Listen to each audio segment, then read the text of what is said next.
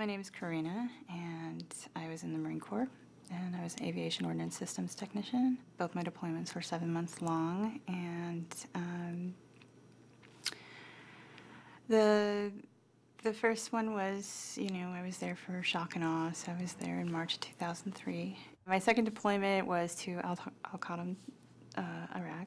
I was a sergeant, so I had power, as it were. My peers took it upon themselves to basically just verbally beat the crap out of me on a daily basis and kind of tell me how worthless I was and how stupid I was and how I was dead weight.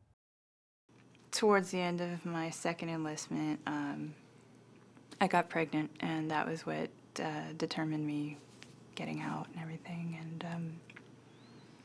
And it was a pretty hard time for the simple fact that the father left. So I was kind of doing it by myself. Really, really harsh things were said to me in a public setting. So it was kind of like, kick her while she's down and all that stuff. And I ended up placing my child for adoption. When that happened, it was really, really, really hard time. I was dealing with postpartum depression. That's when things just started kind of building up, because during the pregnancy, I got out, so I lost my paycheck and I lost my title, so I lost my job, so I no longer had that identity.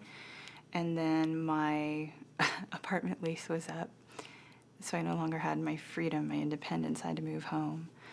And then a week after my child was born, she went home with her new family, so I lost that too. So I went through 4 or 5 different very serious things all at one time, and I was expected to just get over it. About 6 weeks after that, I was at such a low state that I had actually started to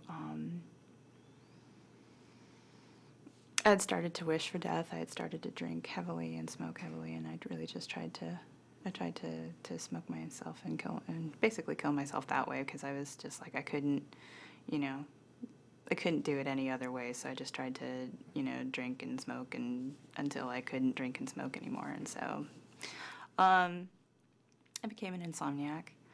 I think I got, in a 3-week period of time, I think I got maybe 4 or 5 hours of sleep. I ended up calling the Sepulveda VA clinic, and I talked to the Women's Health, and I told them what was going on, and they sent me as an emergency consult to Greater LA, and they got me in to see a doctor. My first visit with her, I think I just cried the entire hour. I didn't even talk to her, I just cried. I said who I was, and I just cried.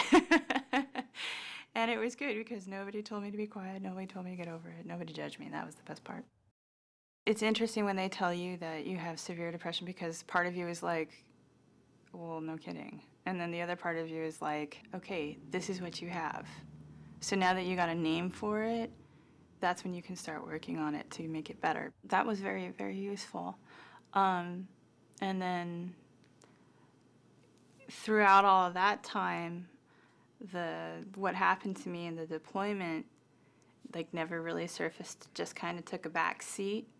It wasn't until I got into school that all of this resurfaced. It's just like this instant shutdown where I'm like, oh my gosh, I'm in Iraq again. I'm done. And I mean, it's been to my detriment. I mean, I've failed classes and I stopped caring, and I'd get home and a little part of me cares, the rest of me is just so frustrated and overwhelmed with everything. I went back to the VA and I was like, okay. I talked to the mental health nurse and I said, okay, here's the deal. I'm always angry. She was really calm. She was just like, okay, well, I'm really glad that you called, because, these are serious things. These are serious markers, the beginning of something that could, develop into something worse. Now that I know what the triggers are, I'm learning different ways to approach certain subjects, and to have a counselor at the ready is really important, because some people, myself included, if you don't have a support system, like at home with family and stuff, that's something that's important. So it's something you need. I would have to say that now I'm probably about 180 degrees from where I was. I'm doing really well. My child is now 4 years old, and we have an open adoption, and it's really great. I'm learning to just keep everything in balance and try not to take on too much, and, you know, clearing my full plate from things so that I can actually enjoy life and not just get through it. There's no reason to do it by yourself because you don't have all the answers. You don't.